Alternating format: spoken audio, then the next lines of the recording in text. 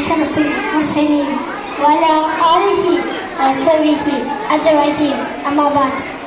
ആദരണീയരായ ഗുരുനാഥന്മാരെ, പ്രിയപ്പെട്ട കൂട്ടുകാരെ, പുണ്യങ്ങളുടെ പൂനിലാവായ മുത്തുനബിസ്വല്ലം എക്കാലത്തെയും പ്രതീക്ഷയാണ്. അവിടുത്തെ ദ്രേഹവും സന്ദർശനവും സ്പർശനവും എല്ലാം അനുഗ്രഹീതമാണ്. സ്നേഹം ചോർന്നുപോകുന്ന ഈ കാലഘട്ടത്തിൽ നാം മുത്തുനബിസ്വല്ലങ്ങൾക്ക് തിരിഞ്ഞു നടക്കേണ്ടതുണ്ട്.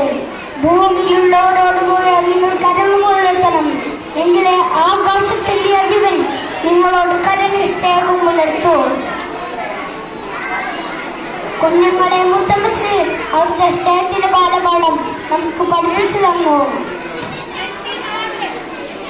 പെൺകുട്ടികളോട് നീതിവെള്ളം കൽപ്പിച്ചു, വലിയവരെ ആദരിച്ച് സ്വർഗം നേടാൻ അധ്യാപിച്ചു. വഴിയാത്രക്കാരെയും ദുർബലരെയും അനാഥരെയും ചേർത്ത് നിർത്തി എല്ലാവരും മാറ്റി സമയത്തിൽ പ്രതീക്ഷയേൽപ്പിച്ചു.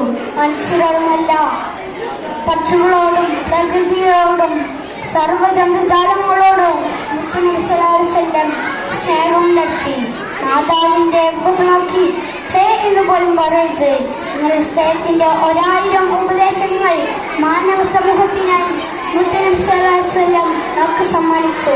ഹിജറയുടെ 5-ാം വർഷം മക്കയിൽ മലനിരച്ച് ശക്തമായ ക്ഷാമം ബാധിച്ചപ്പോൾ മുത്തുനബിയെ വധിക്കാനും നാടുകടത്താനും ശ്രമിച്ചവർ പട്ടിണിയിലായ സന്ദർഭം മദീനയിൽ നിന്നും പരമാവധി ഭക്ഷ്യധാന്യങ്ങൾ ശേഖരിച്ച് മുത്തുനബിസ്വല്ലം മക്കയിലേക്ക് പറഞ്ഞയച്ചു. മക്കയിലെത്തിയ ഭക്ഷ്യധാന്യങ്ങൾ അബൂ സുഫിയാന്റെ കൈകളിൽ ഏൽപ്പിച്ചു. കൊടിയ ശത്രുപക്ഷത്തിൽ നീങ്ങുമ്പോൾ പോലും അവിടെ ആരും പട്ടിണി കിടക്കരുത് എന്ന് താല്പര്യമുണ്ടായിരുന്നു. ശത്രുക്കളെ പോലും ഒരു പ്രതിസന്ധി ഘട്ടത്തിൽ സ്നേഹിക്കുന്ന നബിസ്വല്ലം നമുക്കൊരു മാതൃകയാണ്. സ്നേഹം നമ്മുടെ ജീവിതത്തിന്റെ ഒരു ഭാഗമാണ്. അസ്സലാമു അലൈക്കും.